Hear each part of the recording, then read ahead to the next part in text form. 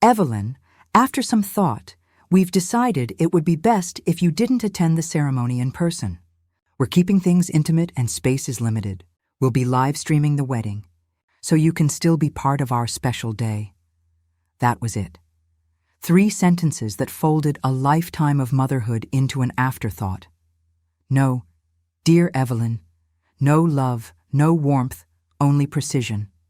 Like a business memo sent to the wrong department. The message came early on a Thursday morning, just before my first cup of coffee. The kitchen smelled like cinnamon toast. Rain was whispering against the window, and I had my reading glasses perched on the tip of my nose. It should have been an ordinary day, my small, quiet life in Oregon, where routine had become both a comfort and a cage, but that email changed the air in the room. Everything in me went still. I stared at the words, reading them twice, then a third time, just to be sure I hadn't misunderstood. Maybe "we've decided" meant something else. Maybe it was about table settings or color themes. Surely not about me, but there it was, sitting in my inbox. Signed with Lydia's name, Lydia Morgan, soon to be Lydia Harper. My future daughter-in-law. Beautiful, clever, polished in a way that made everyone else in the room feel slightly underdressed. I'd tried to like her. God knows I'd tried. And for a while, I thought we were doing fine until she learned she didn't need to impress me anymore. The rain had turned heavier outside, blurring the view of my backyard garden. I looked out at the marigolds, still bright, still blooming, and wondered how something so small could hold its ground through every storm. I wished I could say the same about myself. I took a slow sip of coffee, then another. It was still warm, but it tasted bitter. My son, Michael, hadn't mentioned anything like this. The last time we'd spoken, only 2 nights ago, he told me about the final guest list, the photographer, the little boy from Lydia's side who'd be carrying the rings. He'd even said, "Mom, I'm so glad you'll be there. Lydia really wants everything to go smoothly. And now this?" I checked the date on the email again. It had been sent late, nearly midnight. A midnight email isn't for conversation. It's for decisions already made. For the first few minutes, I just stood there, not crying, not angry, just hollow. That kind of emptiness mothers know. The quiet vacuum that follows after you've been useful your entire life and suddenly realize no one needs you anymore. I closed the laptop carefully, like it was something fragile that might break under the weight of what it carried. I couldn't bring myself to respond right then. Words felt dangerous. They might come out shaking. So I cleaned. The kitchen first, wiped down the counters until they gleamed, scrubbed the sink twice even though it didn't need it. Then the hallway mirror, the dining table, even the top of the refrigerator. I cleaned until my body ached because it was easier to polish surfaces than to face what had just cracked inside me. That evening, I reopened the laptop. I wanted to see it again, the digital, proof that I hadn't imagined. We've decided it would be best if you didn't attend. There it was, that gentle cruelty disguised as grace. Thought about all the things I'd already done for that wedding. I'd wired money to the florist, paid half the caterer's deposit, even bought new shoes for myself. Navy blue, modest, nothing fancy. I'd even written a small speech I'd planned to give during the reception. Just a few words about love, kindness, and the art of choosing a partner who brings out your gentleness.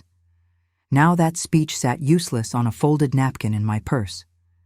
I took a deep breath and hit reply. The blinking cursor waited. I typed, "Thank you for letting me know. I understand completely. I wish you both a beautiful day." Then I stared at it for a while, my finger hovering over send. But something in me whispered, "No, don't give them that comfort," so I deleted it, every word. When you've been a mother long enough, you develop a second sense, an invisible radar for hidden meanings. This wasn't about space limitations. Lydia's parents owned a property big enough to host half the town. This was about something else, image, appearances, the new family they were building, where I no longer fit the decor. They didn't want me there because I didn't match the picture they wanted. And Michael, my sweet, soft-hearted boy, he was too blinded by love, or maybe fear, to stop them. If you're watching this video, could you take a moment and leave a comment telling me where you're from? I'd love to know how far this story has reached, and if you haven't already, please subscribe to Her Side of the Story. These stories matter, and your support helps us share them with the people who need to hear them most. That night, sleep wouldn't come. Every time I closed my eyes, I saw him, my little boy at 5 years old, wearing a wrinkled Spider-Man costume, asking if I'd come to his school play. I'd worked a double shift that day and barely made it. But when I walked into that gymnasium, he'd spotted me instantly. He waved so hard his mask slipped off. That memory used to make me smile.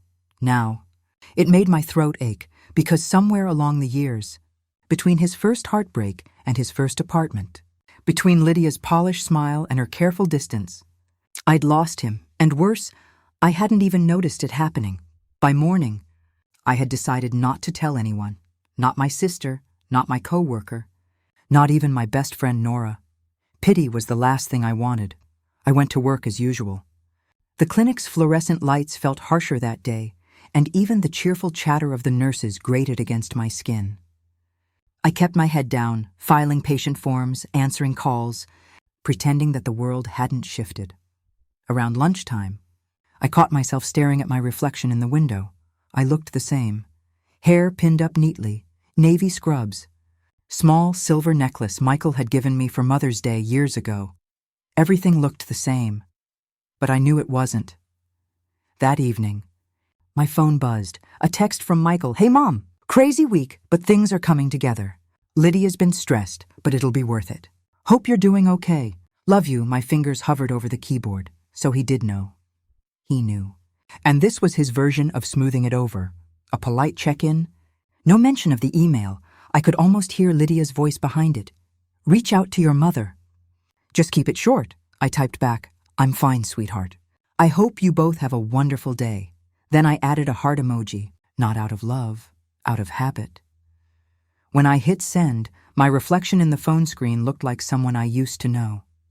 That weekend, I drove to the farmer's market like I always did.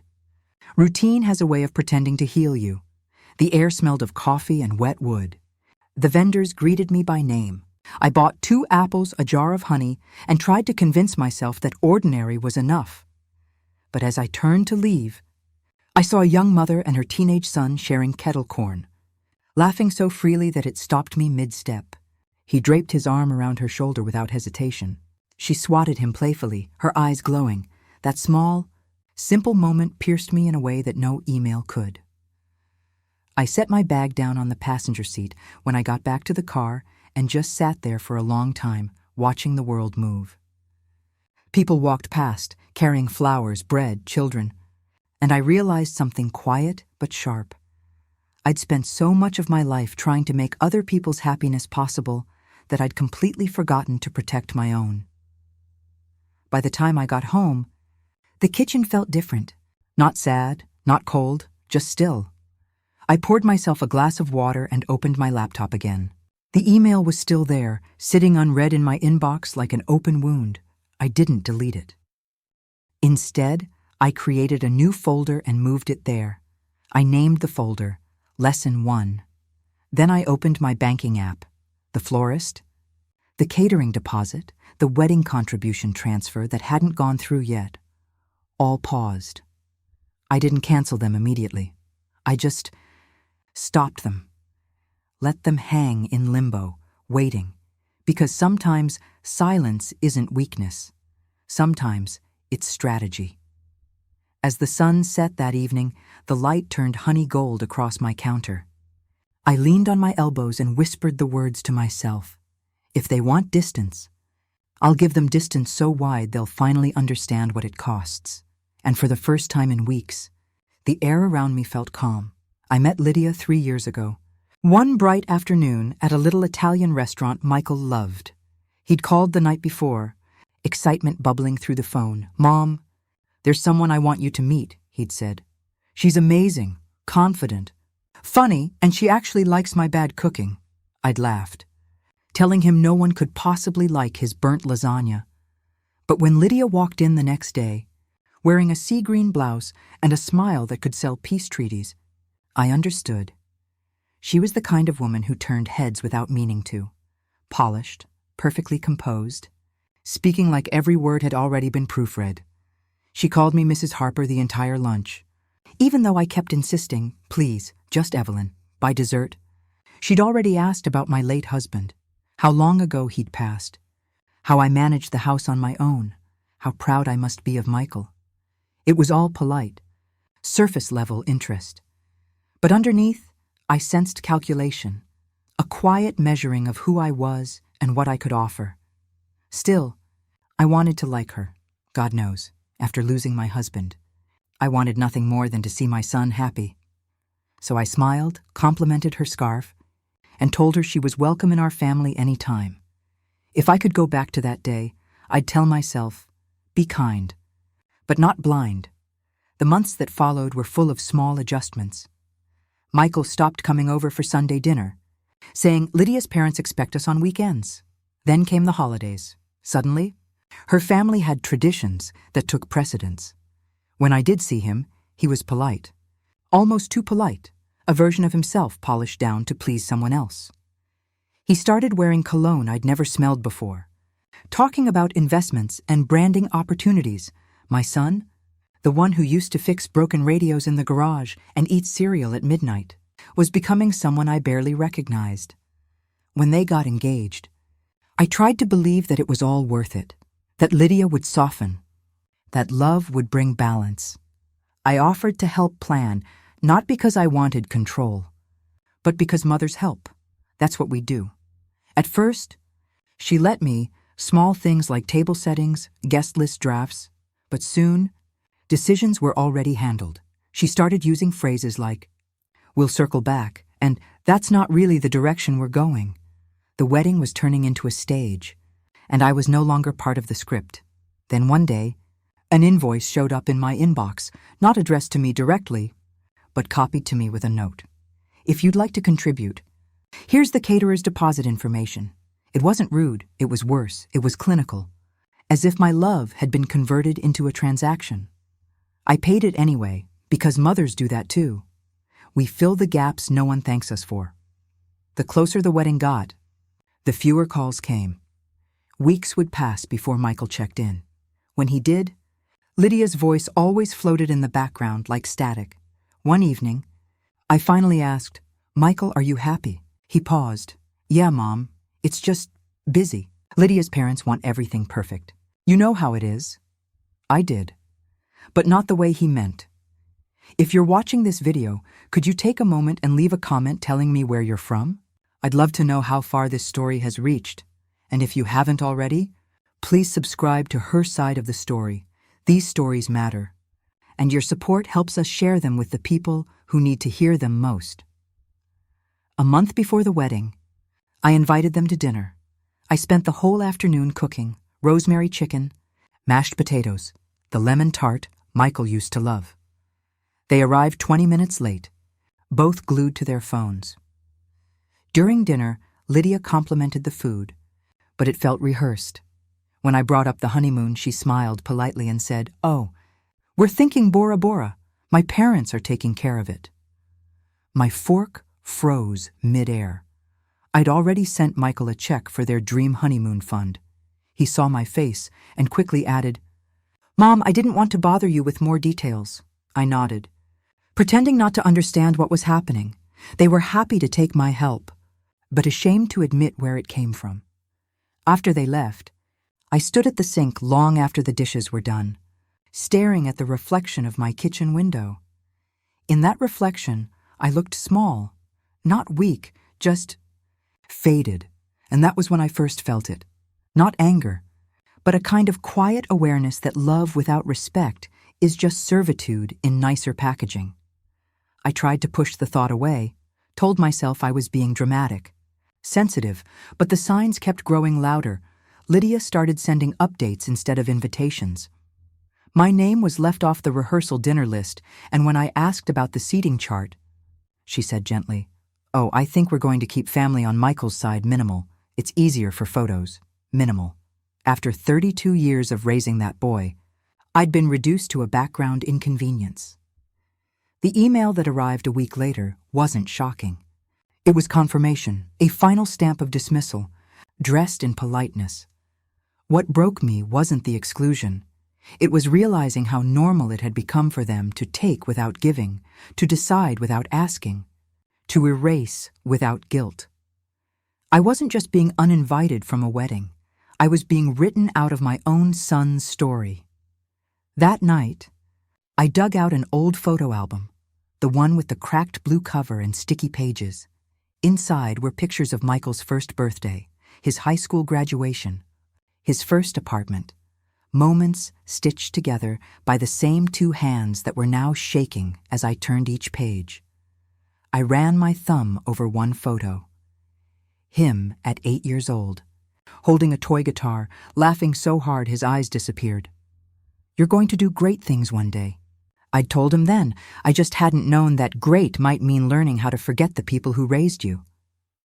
By the time I closed the album, the rain had stopped. The house felt heavier in its silence. I made myself a cup of tea and sat by the window, watching headlights pass down the street. It was there, somewhere between the hum of traffic and the ticking clock, that a quiet decision began to form. If they wanted to build a new life without me, then I'd build mine without waiting for their permission. Not revenge, not bitterness, just balance.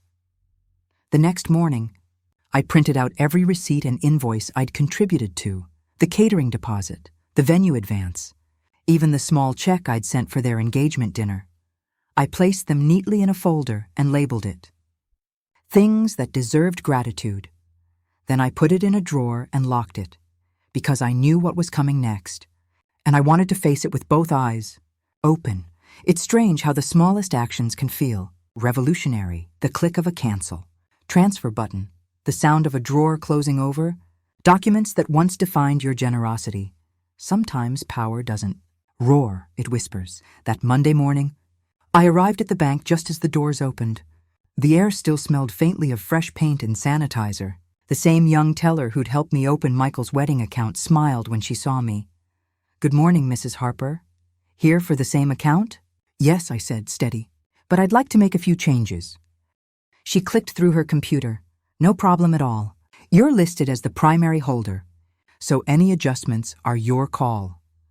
Her words, "your call," settled inside me like a weight I'd forgotten I was strong enough to carry. I explained what I wanted. Halt the scheduled wire transfer to the venue, freeze the wedding fund account, and issue a written confirmation. She hesitated. "Everything okay, Mrs. Harper?" "Just correcting an oversight," I said softly. And for the first time in weeks, I meant it. Outside, the air was cool and clean, carrying the scent of wet asphalt and cedar. I stood in the parking lot for a long moment, breathing it in. Across the street, a young couple walked hand in hand, laughing, teasing. I didn't feel bitterness watching them, just distance, the kind that comes when you stop standing in the same emotional place you used to. Back home, I pulled out my notebook, the same one I used to plan grocery lists and bills, and started writing. Not a letter. Not a message to anyone else, just a record of what I had learned. Page 1. Lesson 1. Never confuse silence for peace. Page 2. Lesson 2.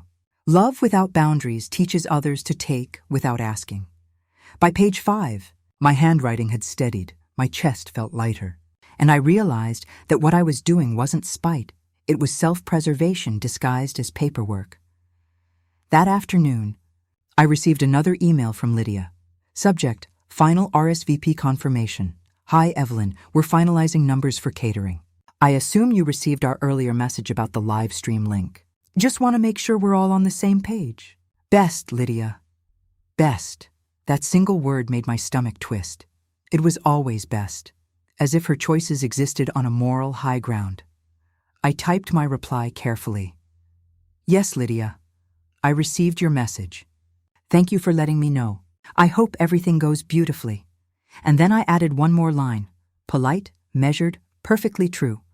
Please let me know if any outstanding payments remain. I'm reviewing my accounts this week. It was the kind of sentence that sounded helpful, but carried a quiet echo. I'm closing the door now. The next day, I called my lawyer, David Miller, a kind man with a tired smile who'd handled my late husband's estate years ago. "Evelyn," he said when he picked up. "What brings you in?" "I need to make a few updates," I replied. "Nothing complicated, just overdue." When I arrived, he offered me coffee, and we sat in that small oak-paneled office that smelled faintly of leather and dust. I handed him my will. "I'd like to make some adjustments," I said. He nodded. "To whom would you like your assets to go?" For a moment I didn't answer. The words felt heavy with years of loyalty. Finally, I said, "I want to leave a scholarship fund, something for nursing students from single-parent homes. Maybe one for the community college here." He raised his eyebrows slightly. "And your son?" "I've given him plenty already," I said gently. "It's time to pass the kindness forward," he nodded slowly. "That's a very generous choice." "Not generous," I said, "just honest." When I left his office, I walked down Main Street feeling lighter than I had in years. The sky had cleared, and a soft breeze carried the scent of pine needles and rain-washed concrete. For the first time in months, I stopped at the small cafe near the corner, the one I used to avoid because it was where Michael and I used to meet on weekends. I ordered a latte, sat by the window, and watched people pass. A young barista brought me my cup and smiled shyly. "Beautiful day, isn't it?" she said. "Yes," I replied. "It finally is." That night, I cooked dinner for one: salmon, a small salad, and a slice of pie I didn't need but decided to enjoy anyway. I turned on the TV but left the volume low, letting the soft background noise fill the space that used to ache with silence.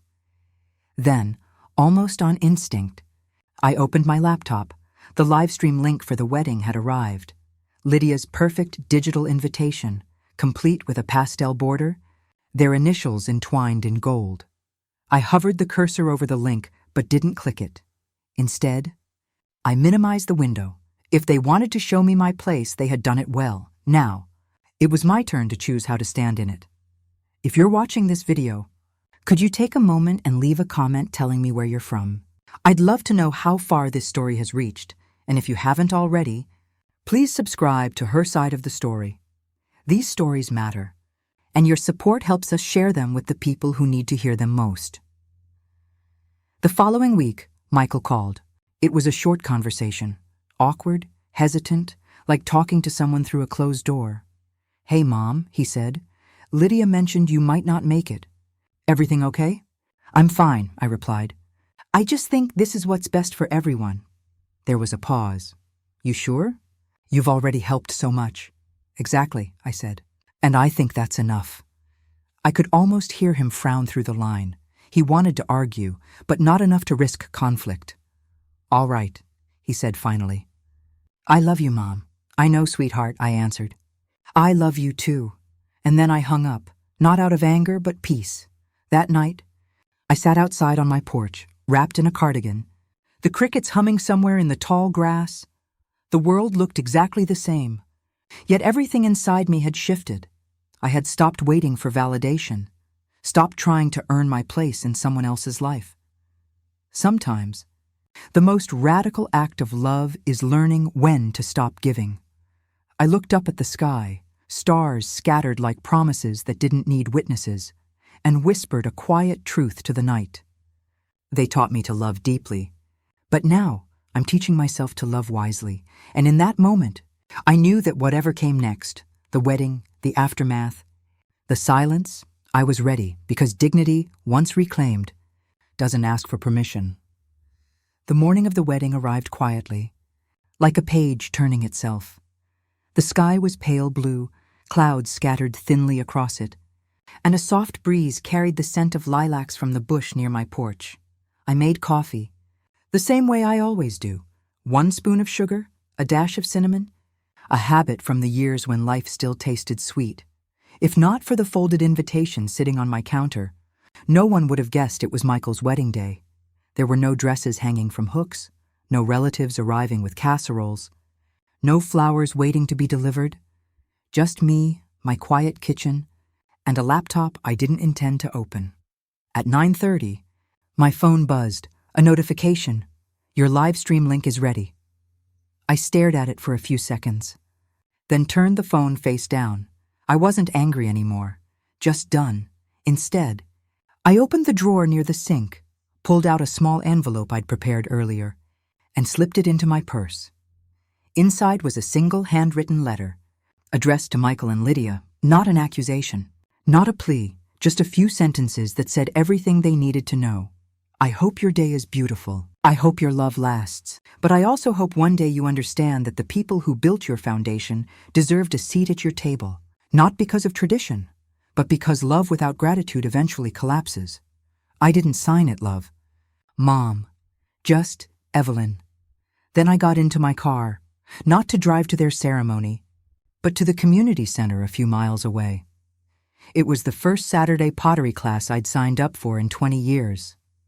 When I walked into the room, the instructor looked up and smiled warmly. "First time?" she asked. "In a long while," I replied. The room smelled of clay and rainwater, filled with people who didn't know my name, my story, or my absence from someone else's celebration. It felt good, clean, untethered. As I pressed my hands into the cold clay, shaping something rough but promising, I thought about how much of life is like this, messy beginnings that can still become something beautiful. Meanwhile, somewhere across town, vows were being exchanged, cameras clicked, music played, and my name was probably mentioned once, if at all, but that was fine, because what they didn't know was that while they were beginning a new chapter, I was starting one of my own. Later that afternoon, I drove to the bank again. The same teller greeted me. "Good to see you again, Mrs. Harper. How did everything go?" I smiled faintly. "Exactly as it needed to." I handed her a sealed envelope, the scholarship paperwork finalized by my lawyer. Inside was the check I'd once planned for the wedding fund. "This," I said, "is going to start something better." She looked at the amount, eyes widening slightly. "That's incredible, Mrs. Harper. Students will be so grateful," I nodded. "Let's call it the Harper Hope Fund." When she printed the confirmation, the total at the bottom looked different, not smaller, but lighter, because for the first time, that money wasn't buying love, it was freeing it. That night, I returned home and made myself a simple dinner: soup, bread, a small glass of wine. I thought about how strange peace can feel after years of walking on emotional eggshells. Halfway through my meal, the phone rang. It was Michael. I let it ring once, twice. Then I answered. His voice was uneven, uncertain. "Mom, hey, the wedding it was great, but..." He stopped. "But it didn't feel right without you." I smiled softly, though he couldn't see it. "It wasn't supposed to," I said gently. He exhaled hard, the kind of sigh that carries more than words. "I'm sorry," he whispered. "You don't owe me sorry, Michael," I said. "You owe yourself understanding." There was a pause. The sound of someone learning humility in real time. "Lydia feels terrible," he said finally. "Good," I replied. "That means she still has a conscience." We both laughed softly, the first time in months that laughter didn't ache. "Can we come by tomorrow?" he asked. "Of course," I said. "I'll make coffee. If you're watching this video, could you take a moment and leave a comment telling me where you're from? I'd love to know how far this story has reached. And if you haven't already, please subscribe to Her Side of the Story. These stories matter, and your support helps us share them with the people who need to hear them most. The next morning, the knock on my door came just as the coffee finished brewing. Michael stood there, tie loose, eyes tired. Lydia was beside him, no makeup, no pretense, holding a bouquet of leftover wedding flowers. "I wanted you to have these," she said quietly. I took them, their scent fresh and familiar. "Thank you," I replied. For a long moment, we stood in silence. Then she spoke again, her voice barely above a whisper. "I was wrong." There was no dramatic music, no tears running in perfect cinematic timing, just truth, fragile and human. I nodded. We all make mistakes when we think love is something to control instead of something to share. She looked down, then met my eyes again. "You raised a good man," she said. "I know," I smiled. And now it's his turn to learn what goodness looks like when it's tested. We sat around the kitchen table, the same one that had witnessed birthdays, report cards, and Sunday dinners. Michael told me about the ceremony, the vows, the music. He didn't talk about the missing money. I didn't bring it up. Some truths are better left sitting quietly between the lines. When they left an hour later, Lydia hugged me, not out of guilt, out of gratitude. And in that brief embrace, I realized something powerful. Forgiveness doesn't require forgetting. It just means choosing peace over proof. That evening, I went back to my porch, same cardigan, same stars. The marigolds were still blooming, stubborn as ever. I opened my notebook, the one with my lessons, and added a new line at the end. Lesson 3. Sometimes the happiest ending is learning you can write your own. Then I closed the book and smiled to myself, because even though I hadn't seen the wedding, I had witnessed something far more sacred. The moment I stopped begging for a seat at someone else's table and built my own instead. If you're watching this video, could you take a moment and leave a comment telling me where you're from? I'd love to know how far this story has reached. And if you haven't already, please subscribe to Her Side of the Story. These stories matter, and your support helps us share them with the people who need to hear them most.